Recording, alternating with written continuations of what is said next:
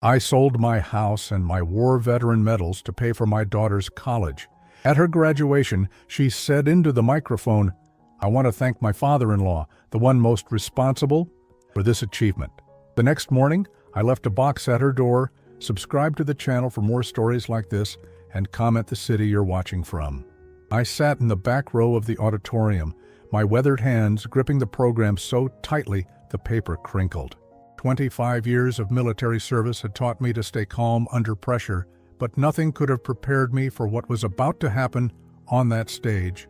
The lights dimmed, and there she was, Leah, my daughter, beautiful in her cap and gown, radiant with the confidence that comes from achieving your dreams. For a moment, my chest swelled with pride.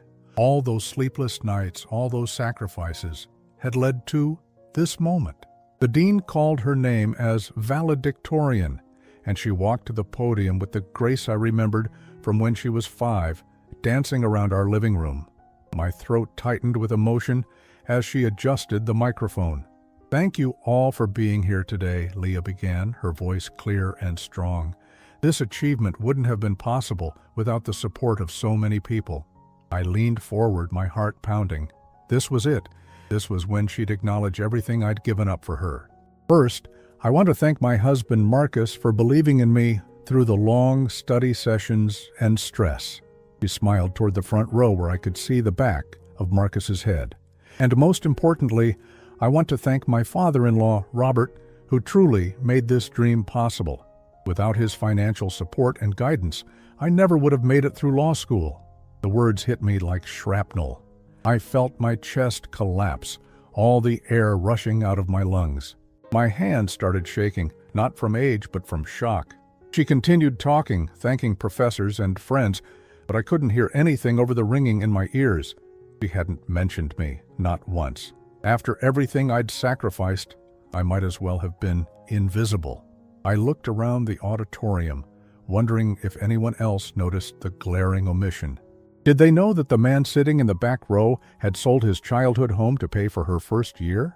Did they know about the Purple Heart and Bronze Star gathering dust in some collector's case because her education mattered more than my military honors? Leah finished her speech to thunderous applause. I watched her embrace Marcus and his father Robert, a real estate mogul who had swooped into our lives 2 years ago with his expensive suits and condescending smile. The same man who had somehow convinced my daughter that I was an embarrassment to her new social circle. As the ceremony concluded and families gathered for photos, I remained seated. Students and parents flowed around me like water around a stone. I watched from afar as the Peterson family posed for picture after picture, Leah beaming between Marcus and Robert, while his wife, Sandra, adjusted Leah's hair. My phone buzzed, a text from Leah. "Dad, thanks for coming.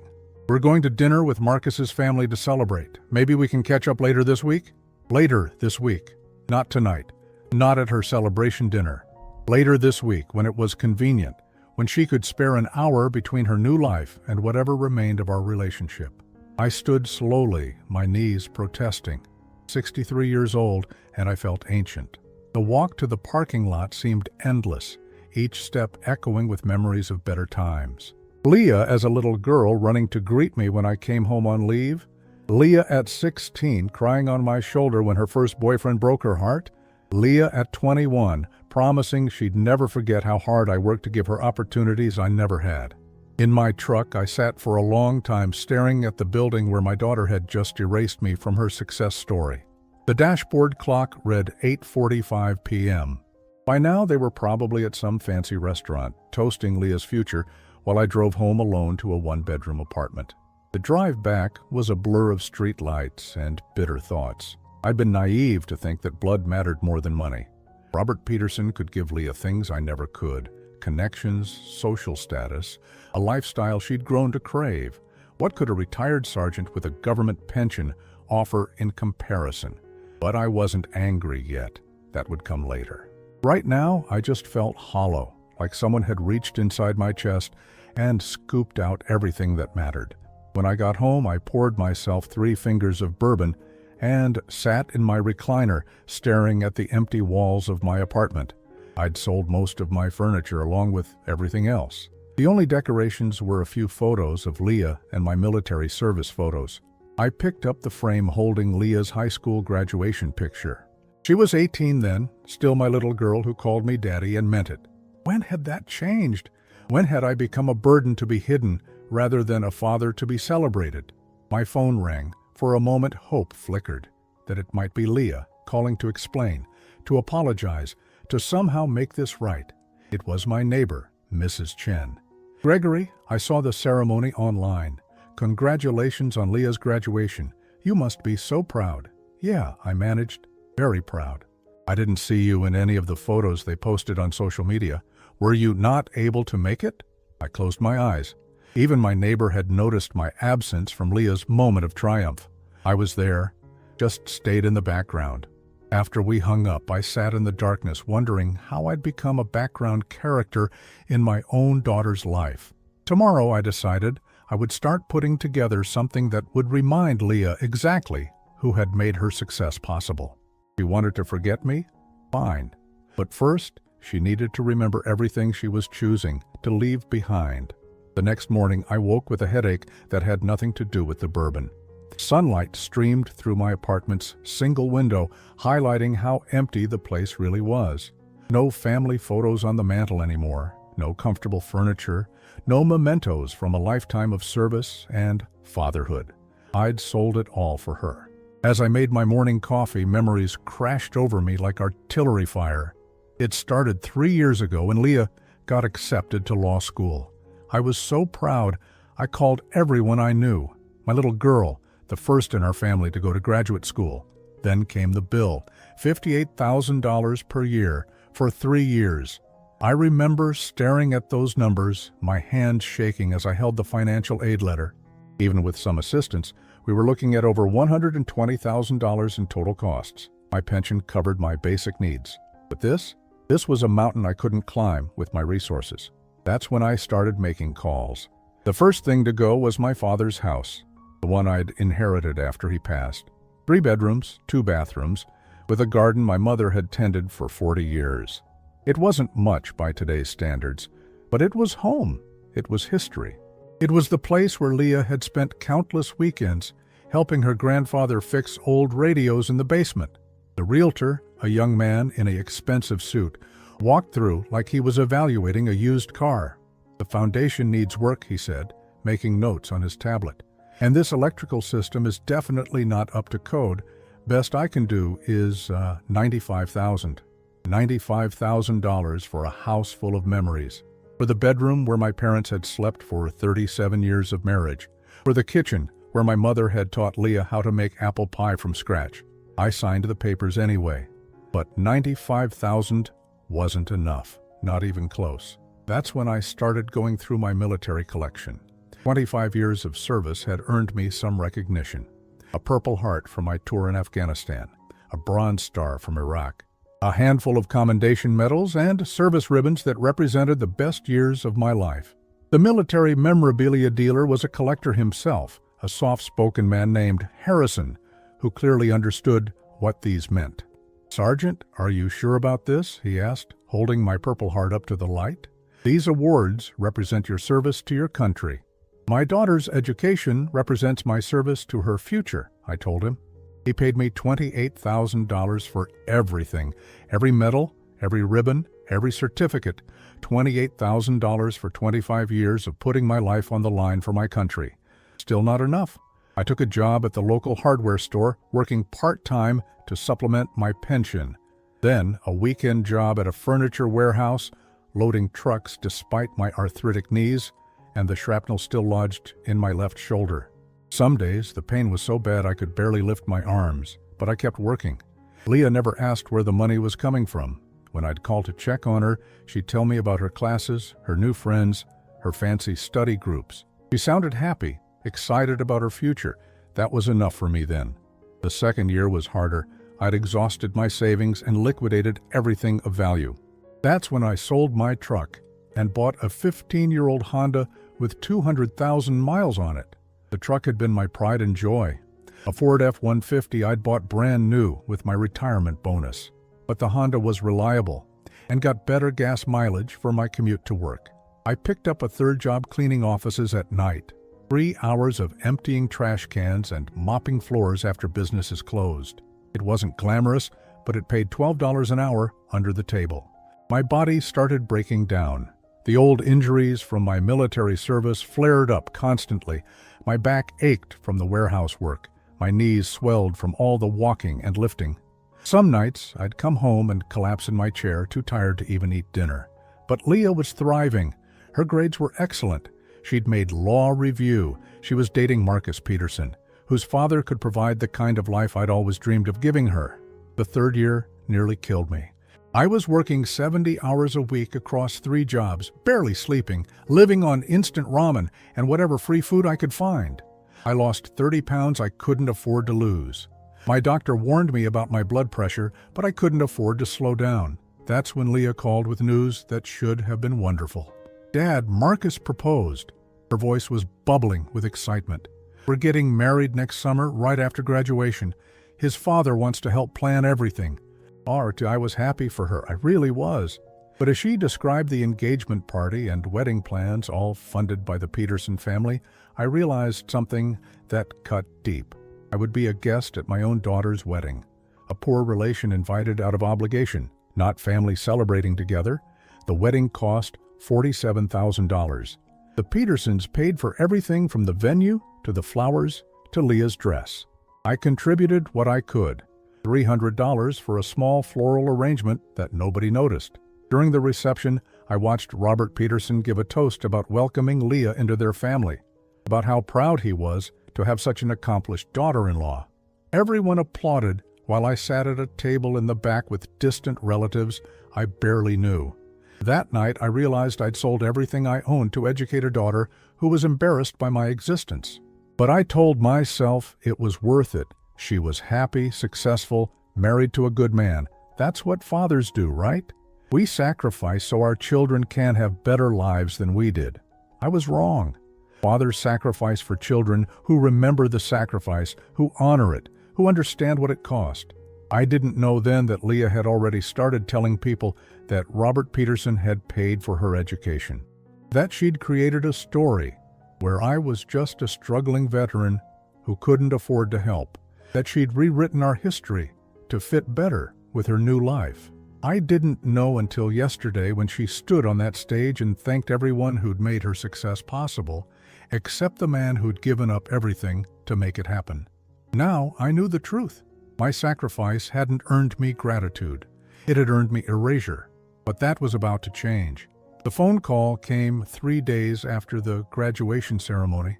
I was sitting in my kitchen eating a can of soup for dinner when Leah's number appeared on my screen. For a moment, hope flickered in my chest. Maybe she'd realized her mistake. Maybe she was calling to explain. "Hi, Dad." Her voice was cheerful but distant, like she was checking an item off her to-do list. "I wanted to thank you for coming to graduation. I know it meant a lot that you were there." I gripped the phone tighter. "You did it? Because you didn't mention me in your speech." There was a pause. "Dad, you know how these things are. I had to keep it brief. I couldn't thank everyone personally." "You thanked Robert." Another pause, longer this time. "Well, he did help financially, you know that." The words hit like a slap. "He helped financially. Leah, where do you think the money for your law school came from?" "Dad, let's not do this. I know you helped as much as you could, but Robert really stepped up when we needed him most. I don't want to argue about money." I set down my spoon, my appetite gone. "When exactly did Robert step up? Because I have receipts showing every tuition payment I made for 3 years." "That's not..." "Dad, you're being dramatic. Look, Marcus and I are busy setting up our new apartment. His parents got us a place in Riverside Heights. Maybe we can have dinner next week?" Riverside Heights? The most expensive neighborhood in the city, where houses started at $500,000 and climbed from there. "Leah, we need to talk about what really happened, about what I sacrificed." "I have to go, Dad. Marcus is calling. Love you." The line went dead. I stared at the phone, my hand shaking with rage and disbelief. She dismissed me like a telemarketer, cutting me off before I could even explain, but her words haunted me. Robert really stepped up when we needed him most. What did that mean? When had Robert supposedly helped? I couldn't sleep that night. every time I closed my eyes, I heard Leah's voice thanking Robert Peterson for making her dreams possible. By morning, I'd made a decision. I needed to know exactly how this story had been twisted. I drove to Riverside Heights, to the address Leah had mentioned during one of our brief phone calls months ago. The Peterson family estate sat on 2 acres of manicured lawns, with a circular driveway and more windows than I could count. My Honda looked like a rust bucket parked next to the 3 luxury cars in their driveway. I rang the doorbell, not sure what I planned to say. Sandra Peterson answered, her face cycling through surprise, confusion, and barely concealed disdain when she saw me. "Gregory, what are you doing here?" "I need to speak with Robert. It's about Leah's education." She hesitated, clearly uncomfortable. "He's in his study, I suppose." "Come in." The inside of their house was like a museum. Original artwork on the walls, marble floors, furniture that probably cost more than my annual pension. Sandra led me through hallways lined with family photos, including several recent ones of Leah and Marcus that I'd never seen. Robert's study was the size of my entire apartment. Floor-to-ceiling bookshelves, a massive oak desk, leather furniture that looked like it belonged in a gentleman's club.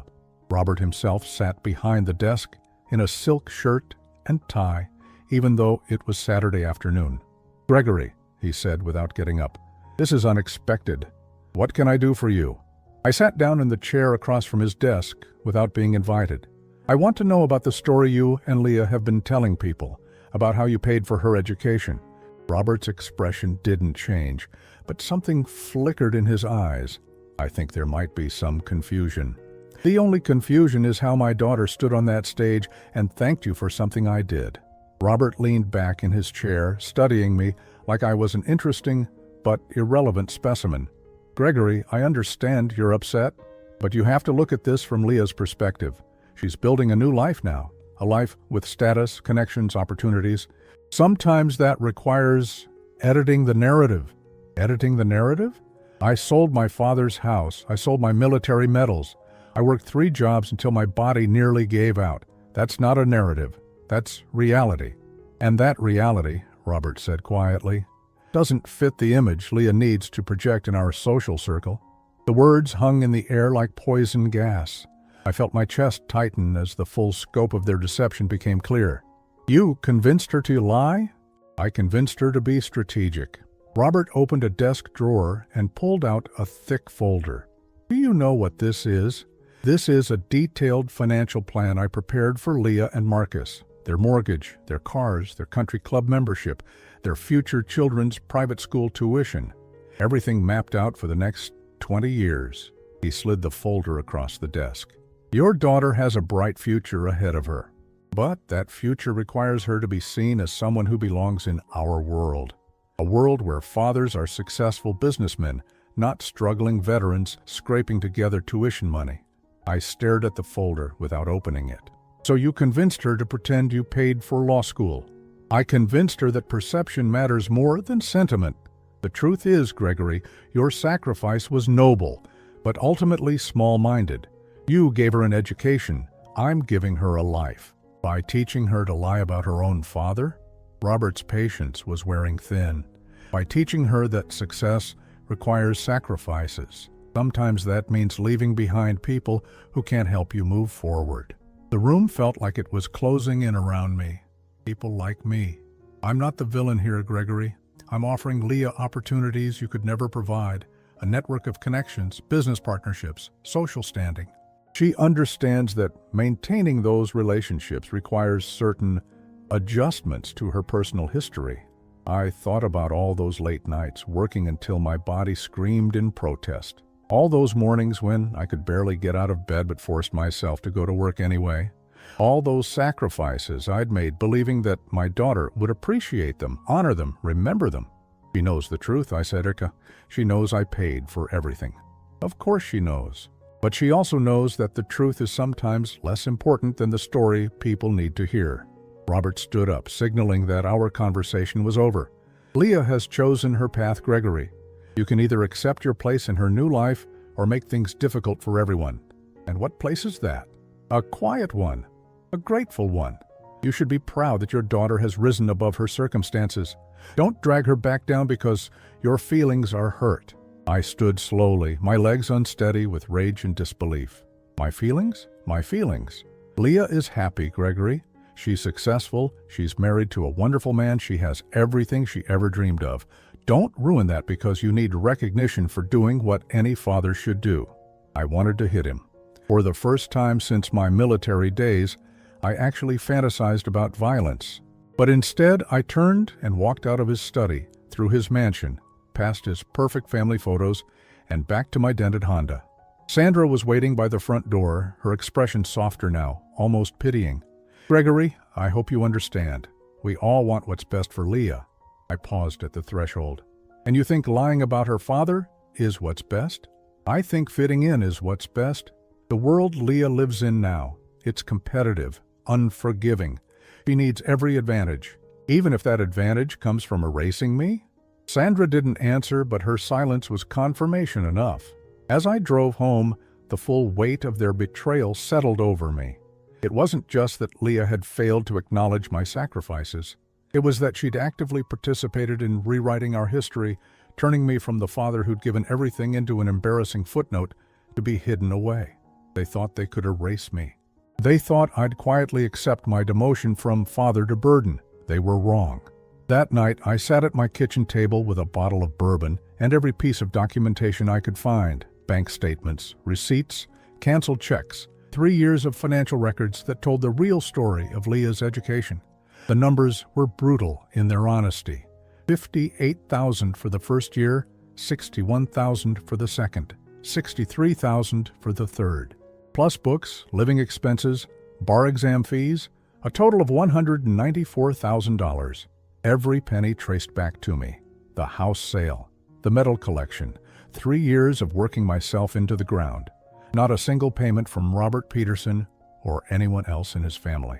I opened my laptop and started printing everything, every bank transfer, every tuition receipt, every record that proved what really happened. The printer wheezed and groaned, probably older than Leah's law school education, but it got the job done. By midnight, I had a stack of papers 6 inches thick. Undeniable proof that I, not Robert Peterson, had funded my daughter's dreams. But documentation wasn't enough. I needed something that would make Leah confront the full weight of what she'd done, something that would force her to remember who she used to be before the Petersons taught her to be ashamed of her origins. I went to my bedroom closet and pulled out the storage box I kept on the top shelf. Inside were the remnants of my relationship with Leah. Photos from her childhood, report cards, drawings she'd made me when she was little.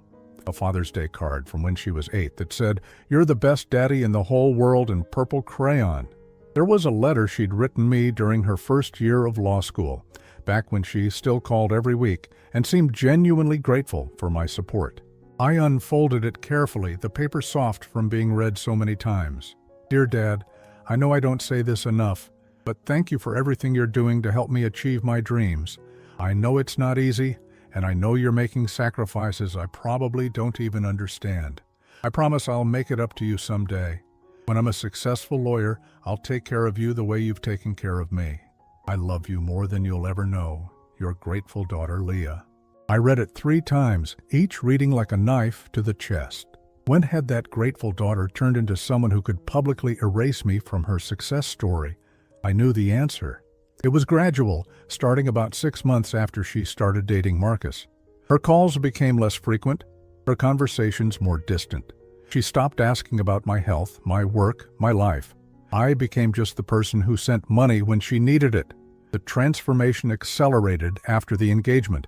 Suddenly she was too busy with wedding planning to talk, too stressed with finals to visit, too focused on her new life to remember the old one. But I'd told myself it was normal. Young women preparing for marriage, building new families, moving on with their lives. I never imagined she was actively working to erase me from her narrative. I spent the next week preparing my response. Not a letter this time. Leah had made it clear that words wouldn't reach her. This needed to be something she couldn't ignore, couldn't dismiss, couldn't explain away. I drove to the storage unit where I'd kept a few things after selling the house. Most of it was junk I should have thrown away years ago, But buried in the back was what I was looking for. My father's old toolbox, solid steel, painted green, with his name stenciled on the side in white letters. Frank Morrison, United States Army. He'd carried that box through 3 tours of duty, then used it for 40 years of fixing everything that broke in our house. I cleaned it carefully, removing years of dust and grime until the green paint gleamed like new. This would be perfect for what I had in mind. Inside, I began arranging my materials, not randomly, but with the precision of a military operation, each item positioned for maximum impact. First, the financial documents. Every receipt, every bank statement, every piece of paper that proved I'd funded her education.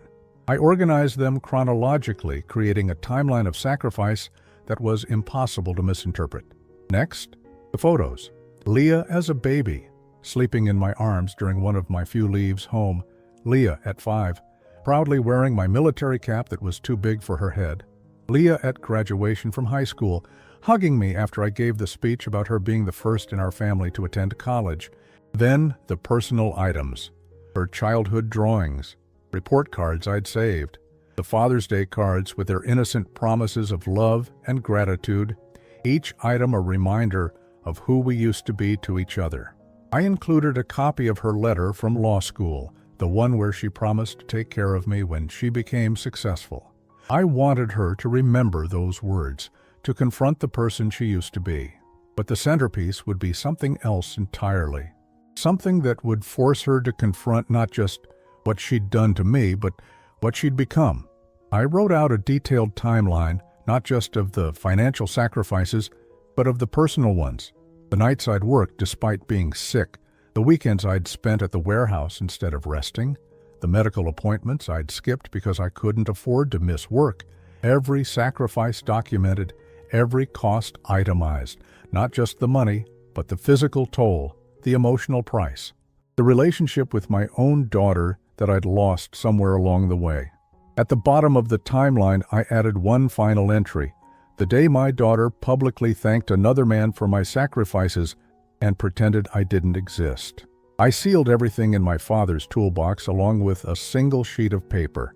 On it, I wrote just a few lines. This box contains the truth about your education and who really paid for it. It also contains reminders of who you used to be before you learned to be ashamed of where you came from. I thought you should have both, since you seem to have forgotten. Your father, the one who actually sacrificed everything. Gregory Morrison. The weight of the toolbox surprised me, not because of the physical contents, but because of everything it represented. 3 years of my life, decades of fatherhood. A relationship that had been systematically dismantled by people who thought I wasn't good enough for their social circle. I sat in my truck outside the post office for 20 minutes, holding the shipping label with Leah and Marcus's address. Part of me wondered if I was making a mistake, if I should just let sleeping dogs lie, accept my place as the forgotten father, and try to rebuild some kind of relationship with my daughter. But then I remembered her voice on that stage. The confidence with which she'd thanked Robert Peterson. The way she'd looked right past me like I was invisible. No, she needed to remember. She needed to confront what she'd done and who she'd become. And if this destroyed what was left of our relationship, well, maybe there wasn't much left to destroy anyway. I walked into the post office and handed the box to the clerk. I need this delivered tomorrow, I said. Signature required. The clerk weighed the package and printed a label. That'll be $47.60 for overnight delivery. $47. Almost as much as I spent on groceries for 2 weeks. But some things are worth the expense. As I drove home, I felt something I hadn't experienced in years. Not anger anymore, and not sadness. Something cleaner, sharper. The satisfaction of a mission about to be completed. The certainty that comes from finally taking action instead of just enduring. Tomorrow, Leah would receive my package. Tomorrow, she would have to confront the truth about her success and the father she'd thrown away to achieve it. Tomorrow, everything would change. The call came at 11:37 a.m. on Tuesday. I was sitting in my recliner, drinking coffee and pretending to read the newspaper, but really just staring at the clock and wondering if the package had arrived yet. When my phone rang and I saw Leah's number, my heart started pounding, like I was back in combat. "Dad?" Her voice was different. Shaky, small, like she was 12 years old again and had broken something valuable. I got your package." I set down my coffee cup with hands that weren't quite steady. "Did you open it?" "Yes." The word came out as barely a whisper. "Dad, oh God, I think I'm going to be sick." I could hear her breathing heavily, like she was trying not to hyperventilate. In the background, I heard Marcus's voice asking if she was okay, but she didn't answer him. "Where are you right now?" I asked. "At home. Marcus is here. Dad, all those papers, all those receipts, what about them? They're real, aren't they? You really paid for everything." I closed my eyes. "Every penny, Leah. Every single penny." She started crying then. Not the delicate tears of a composed woman, but the ugly, choking sobs of someone whose world had just collapsed. I could hear Marcus in the background, his voice more insistent now, demanding to know what was wrong. "I can't breathe," Leah gasped into the phone. "Dad, I can't." "Marcus, call 911. I think I'm having a panic attack." The line went dead. For the next 3 hours, I paced my apartment like a caged animal. Part of me wanted to drive to the hospital, but I knew I wouldn't be welcome. The Petersons would circle their wagons, protecting Leah from any more uncomfortable truths. My phone stayed silent until 4:15 p.m. This time, it was Marcus calling. "Gregory, it's Marcus. Leah asked me to call you." His voice was different too, none of the polite distance I'd grown accustomed to. He sounded confused, maybe even a little afraid. "Is she okay?" "Physically, yes. The doctor said it was a severe anxiety attack. They gave her something to calm down, but she's not doing well emotionally." I waited for him to continue. "Gregory, I need to ask you something, and I need you to be honest with me. Did you really pay for all of Leah's law school?" "Yes." "The whole thing? All 3 years? Every tuition payment, every fee, every expense?" There was a long pause. "But my father said, he told us he'd helped with the costs. That's why Leah thanked him at graduation." My grip tightened on the phone. "Your father lied to you?" "That's impossible. He showed us financial documents, proof that he'd transferred money for Leah's education." "Then I suggest you look at those documents more carefully. Check the dates. Check where the money actually went." Another pause, longer this time. I could almost hear the wheels turning in Marcus's head. "Gregory, I'm looking at some papers right now. Documents my father showed us last year when we were discussing the graduation speech. But these aren't tuition payments. These are transfers to our joint account, money he gave us for the down payment on our house." The pieces were clicking into place for him, just like they had for me in Robert's study. "Your father let you believe he'd paid for law school when he'd actually just helped with your house?" "It looks that way." "Jesus Christ, Gregory, I had no idea." When Leah was writing her graduation speech, Dad suggested she thank him for his support. He said it would mean a lot to him, and we thought he deserved the recognition for everything he'd done. "And what about everything I'd done?" Marcus was quiet for a long moment. "We thought you'd helped as much as you could. We didn't know..." "God, Gregory, we didn't know you'd sacrificed everything." I could hear voices in the background. A woman's voice that sounded like Sandra Peterson, asking who Marcus was talking to. "Where's Leah now?" I asked. "She's resting. The doctor said she needs to stay calm for the rest of the day, but Gregory, she wants to see you. She's been asking for you ever since she opened that box." "And your parents? Are they there?" "They were. They left about an hour ago. There was a discussion, a heated one. Leah showed them the contents of your package. Dad tried to explain, but..." Marcus's voice trailed off. But there's no explaining it away, is there? The numbers don't lie. The receipts don't lie. You paid for everything, and we let everyone believe someone else deserved the credit." I sank back into my chair, suddenly feeling every one of my 63 years. Why didn't you ask? Why didn't anyone ever ask where the money was really coming from? Because we wanted to believe Dad's version. It was easier. It fit better with the life we were trying to build. Marcus's voice cracked. "Gregory, I am so sorry. We failed you. I failed you. It's not your fault, son. You didn't know. But I should have known. I should have asked questions. I should have made sure Leah knew the truth before she gave that speech." Through the phone, I could hear Leah's voice in the background, weak but insistent. Marcus put his hand over the receiver, but I could still make out her words. "Is that Dad? I need to talk to Dad. Gregory, she wants to speak with you. Are you okay with that?" I took a deep breath. "Put her on." There was a rustling sound, then Leah's voice, hoarse from crying. "Daddy?" She hadn't called me Daddy in over 5 years. "I'm here, sweetheart." "Daddy, I'm so sorry. I'm so sorry. I read every paper in that box. I saw the receipt for your medals. I saw the house sale. I saw everything you gave up for me." Her voice broke completely, and she started sobbing again. "I know you did, honey. How could I have forgotten? How could I have let them convince me that someone else deserved credit for your sacrifices? Because you wanted to fit in. You wanted to belong in their world. But at what cost? I threw away my own father. I stood on that stage and erased you from my life like you never mattered. I closed my eyes, feeling tears I'd been holding back for days finally start to fall. You matter more to me than any recognition, Leah. You always have. But I hurt you. I humiliated you. I let people believe lies about the most important relationship in my life. Yes, you did. The honesty of it seemed to shock her into silence. But, I continued, you were manipulated by people who made you believe that success required abandoning your past. They're wrong. But I understand why you believe them. What can I do, Daddy? How can I fix this? I looked around my empty apartment at the life I'd built from the remnants of my sacrifices. I don't know if you can fix it, Leah. Some things once broken don't go back together the same way. Please don't give up on me. Please. I know I don't deserve it, but please don't give up on me. I could hear the desperation in her voice, the fear that she'd lost me forever. Part of me wanted to comfort her immediately, to tell her everything would be okay.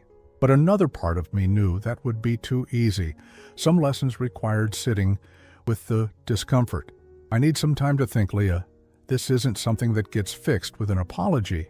I understand, but Daddy, thank you for sending me that box. Thank you for making me face the truth. I needed to see it, even if it broke my heart. After we hung up, I sat in the growing darkness of my apartment, feeling something I hadn't experienced in years. Not satisfaction exactly, and not vindication. Something deeper than that. For the first time in 3 years, my daughter knew the truth. She knew what I'd sacrificed. She knew what she'd thrown away. Now, we'd both have to figure out what to do with that knowledge. 2 weeks passed before I heard from Leah again. I'd half expected her to call the next day, full of promises and plans to make everything right.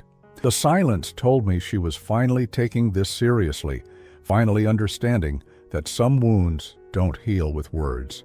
When she did call, her voice was different, steadier. More like the daughter I'd raised than the stranger she'd become.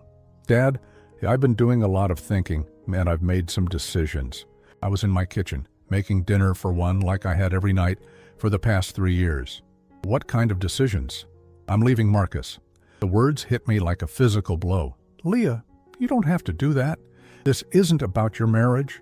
Yes, it is. It's about everything. Dad, I've been living a lie for 2 years. I've been pretending to be someone I'm not. Married into a family that taught me to be ashamed of who I really am. I can't do it anymore. I set down my spatula and sat at the kitchen table. What happened? After you sent that box, after I realized what I'd done, I tried to talk to Marcus about it. Really talk. I wanted to understand how we'd gotten to this point, how I'd ended up thanking his father for your sacrifices. She paused, and I could hear her taking a shaky breath. He was horrified when he realized the truth. But when I suggested we needed to make a public correction, maybe have his father issue a statement or write an apology, Marcus said it would embarrass his family. He said people would think less of them if they knew they'd been taking credit for something they didn't do. My hands clenched into fists. And what did you say? I told him that people should think less of them, that they'd done something despicable. And that's when I realized I'd married into a family that cared more about their reputation than about basic human decency. I felt a mixture of pride and heartbreak. Pride that my daughter had finally found her moral compass again. Heartbreak that it had cost her so much. Where are you staying? I got an apartment downtown. Nothing fancy, but it's mine. I'm going back to work at the public defender's office. Remember how I always wanted to help people who couldn't afford lawyers? Well, now I'm one of those people who can't afford much either. I smiled for the first time in weeks. You sound like yourself again. I feel like myself again, for the first time in years. Dad, I need to ask you something, and I need you to be honest. Okay. Do you think you can ever forgive me? Not right away. I know it'll take time. But someday? I looked around my sparse apartment at the life I'd built from the ashes of my sacrifices. 3 weeks ago, I would have said forgiveness was impossible. But hearing the strength in Leah's voice, knowing she'd chosen integrity over comfort, changed something inside me. I think forgiveness is possible, Leah, but it can't go back to the way it was before. I know, I don't deserve that anyway, but maybe we can build something new, something honest. Maybe we can. Dad, I want to do something public. I want people to know the truth about who really paid for my education. I want to write an article for the Bar Association newsletter. Tell the whole story. Would that be okay with you? I thought about it for a moment. Part of me wanted the vindication, wanted people to know what I'd sacrificed, but a larger part of me just wanted my daughter back. You don't need to do that for me, Leah. I'm not doing it for you. I'm doing it for me. I need people to know who my father really is. I need them to know that the most important person in my success story isn't a wealthy businessman, but a veteran who gave up everything because he believed in his daughter's dreams. 6 months later, I was sitting in my truck outside the Veterans Administration clinic where I'd started volunteering. It was Thursday afternoon, and I'd just finished helping 3 young vets navigate their benefits paperwork. The work didn't pay much, but it felt good to use my experience to help others who'd served. My phone buzzed with a text from Leah. Dad, check your email. The article got published today. I'd almost forgotten about the piece she'd written. It had taken her 3 months to get it just right, and another 3 for the State Bar Association to approve it for publication. I'd read draft after draft, each one more honest and painful than the last. When I got home, I opened my laptop and found the email with the link. The headline read, "The Hidden Cost of Success, a Lawyer's Reflection on Sacrifice, Gratitude, and the Parent Who Gave Everything." I'd read it before, but seeing it published, official, made it feel different. Real. Leah had told the whole story, my military service, the sacrifices I'd made for her education, the way she'd been manipulated into crediting someone else for my work. But more than that, she'd written about what it meant to lose yourself in pursuit of acceptance and what it cost to find your way back. The comment section was already filling up with responses. Some were critical, calling her ungrateful or opportunistic, but most were supportive, sharing their own stories of family members who'd sacrificed without recognition. One comment caught my eye. This article made me call my father for the first time in 2 years. Thank you for reminding me that some people love us enough to give up everything, and that forgetting their sacrifices doesn't make us successful. It makes us smaller. My phone rang. Leah, did you read it? Just finished. Are you okay with it? I know some parts were hard to read. I looked around my apartment. It was still small, still sparse, but it felt different now. Not empty, but peaceful. I'd started dating again, a nurse from the VA clinic who understood what it meant to serve others. I'd made new friends among the veterans I worked with. I'd built a life that didn't revolve around being needed by people who didn't appreciate the need. I'm proud of you, Leah, for writing it, for telling the truth, for finding your way back to who you're supposed to be. I'm proud of you too, Dad, for never giving up on me, even when I gave you every reason to. You're my daughter. That's not something you give up on. I love you, Daddy. I love you too, sweetheart. After we hung up, I sat in my recliner with a cup of coffee and thought about the journey that had brought us here. The pain, the betrayal, the slow work of rebuilding trust. It hadn't been easy, and it wasn't finished yet. Some weeks we talked every day. Others, we needed space to process the complicated emotions that came with healing a broken relationship. But we were trying, really trying, not to go back to what we'd been, but to build something new and honest. The box I'd sent her 6 months ago sat empty now on my kitchen counter. I'd asked for it back, not because I needed the reminder of what I'd sacrificed, but because I wanted the symbol of what we'd survived. My father's toolbox, which had carried tools for building and fixing things, had become the container for rebuilding the most important relationship in my life. Some things, once broken, don't go back together the same way. Sometimes they come back stronger, held together by honesty instead of habit, by choice instead of obligation. I looked at the framed photo on my coffee table. A new one, taken just last week when Leah came to visit. We were standing outside the VA clinic, both of us in jeans and flannel shirts, looking like what we'd always been. A father and daughter who'd found their way back to each other. She wasn't the polished society wife anymore, and I wasn't the forgotten father. We were just us, imperfect and honest and real. It was enough. It was more than enough. It was everything.